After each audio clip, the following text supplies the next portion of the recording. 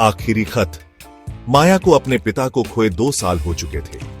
वे उसके जीवन का सहारा थे, शांत, समझदार और हमेशा एक प्यार भरी मुस्कान के साथ उसके पास। उनके जाने के बाद जैसे उसकी जिंदगी थम गई थी। वो हंसती थी, लेकिन दिल से नहीं।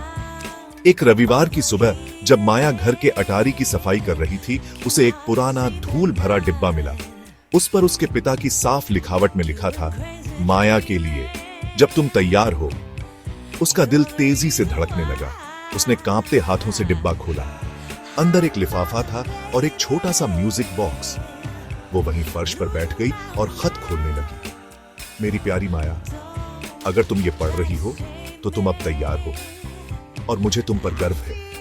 किसी को खोना ऐसा है जैसे किसी कोहरे से गुजरना।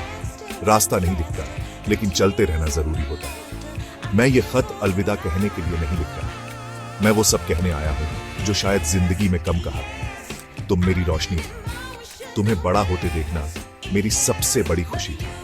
जब तुम छोटी थी और तूफान से डरती थी, याद है मैं क्या कहता था? बिजली गरजती है लेकिन वो चली जाती है। दुहक भी ऐसा ही होता है, तेज, डरावना, पर हमेशा के लिए नहीं। जब भी तुम्हें मेरी याद आए और दिल भारी लगे तो इस म्यूजिक बॉक्स को बजाना।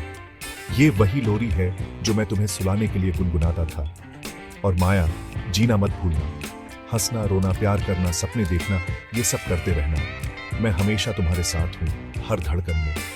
प्यार के साथ, पापा। माया की आंखों से आंसू बहने लगे।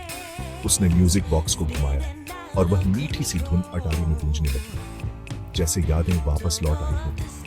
वो पहली बार मुस्कुराई, आंसुओं के साथ, क्योंकि अब उसे समझ आ गया था कि उसके पापा कभी गए ही नहीं थे। वो तो हमेशा उसके साथ थे। आई लव यू पापा।